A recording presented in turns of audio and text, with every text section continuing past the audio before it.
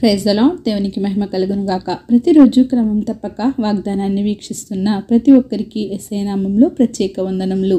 Subscribe చేసుకుని అనేక మందికి షేర్ చేసి దేవుని మాటల ద్వారా బలపరచండి. ఈ దినమునకై ఏర్పాటు చేయబడిన దేవుని వాగ్దానము నెహెమ్యా గ్రంథము 2వ అధ్యాయము 20వ వచనము. ఆకాశమందు నివాసి అయిన దేవుడు తానే మా యత్నమును సఫలము చేయును. The God of heaven, he will prosper us. Nehemiah భక్తుడుకు దేవుని పట్ల గొప్ప నమ్మకం. అంటున్నాడు, మా యత్నమును సఫలము చేయునుగాక అని. ఏమి చేయాలని ప్రయత్నిస్తున్నాడు? యెరూషలేము గోడలు ప్రాకారములు పడద్రోయబడినవి అని, దాని గుమ్మములు అగ్నిచేత కాల్చబడినవి అని తెలుసుకునినప్పుడు ఎంతో దుఃఖాక్రాంతుడై దేవునికి ప్రార్థించి అతడు ఒక పనిని పూనుకొన్నాడు.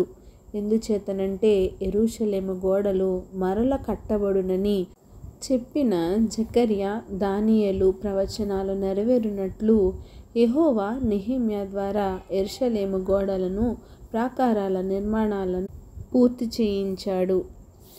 అవి కట్టబడకుండా ఎన్నో కుట్రలు, అడ్డులు, ఆటంకాలు ఎదురైనప్పటికీ ఒక సామాన్యుడైన నెహెమ్యా అర్తహషస్త రాజుగారి గిన్నె అందించువాడు అయినా, కేవలం రాజుగారికి ద్రాక్ష రసం అందించే పానదాయకుడు, అటువంటి వాటిని దేవుడు ఎన్నుకొని పాడైన యెరూషలేము ప్రాకారములను దేవుడే కట్టించాడు.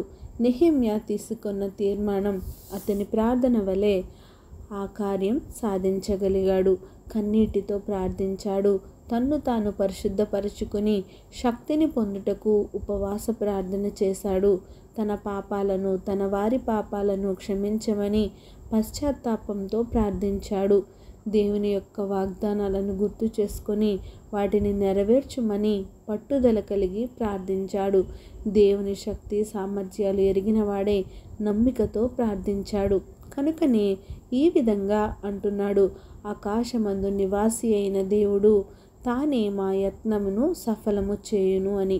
అంతటి గొప్ప కార్యమును జరిగించునని నమ్మాడు. కనుకనే ఆ పనిని పూనుకొని సమాప్తం చేశాడు. మరి ఈరోజు నీవు ఏదైనా పనిని చేయాలనో, దేవుని కొరకు ఏమైనా చేయాలనో, మంచి కార్యం జరగాలనో ప్రయత్నిస్తున్నావేమో. ఆకాశమందున్నవాడు, చూచుచున్నవాడు, సమస్తం ఎరిగినవాడు. నెహెమ్యా వలె అది ఎంత గొప్ప పని అయినా నీ దేవుడే నీ యత్నమును సఫలము చేయునుగాక. ఆమెన్. చిన్ని ప్రార్థన. సకల ఆశీర్వాదాలకు కారణభూతుడైన మా ప్రియ పరలోకపు తండ్రి, మీరిచ్చిన వాగ్దానమునకే వందనాలు దేవా.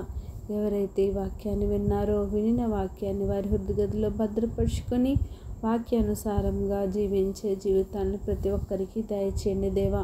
మరి ఈ సమయంలో నాయన మీరిచ్చిన వాగ్దానాన్ని బట్టి నాయన మేము నమ్మిక కలిగి, నిరీక్షణ, విశ్వాసము, పట్టుదల కలిగి ఏదైనా పనిని మేము పూనుకున్నప్పుడు నాయన మీ మీద భారము వేసి అది జరిగించాలనే తృష్ణతో మేము ముందుకు సాగిపోయే కృపను మాకు ఉంచండి. ప్రార్థన అవసరకొని ప్రతి ఒక్క బిడ్డని సమయంలో జ్ఞాపకం చేసుకోండి.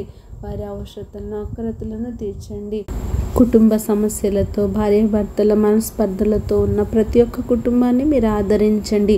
ఆర్థిక ఇబ్బందులు, ఉద్యోగలేమి, అవివాహితులను, సంతానలేమితో ఉన్నవారిని, అనారోగ్య స్థితిలో ఉన్నవారిని, పాపంలో కూరుకుపోయిన వారిని ప్రతి ఒక్కరిని లేపి సమస్త ఘనత, మహిమ, ప్రభావాలు మీరు ఆరోపించుకుంటారని యేసుక్రీస్తు పరిశుద్ధ నామమున ప్రార్థించి అడిగి వేడుకొంచున్నాను మా తండ్రి. ఆమెన్.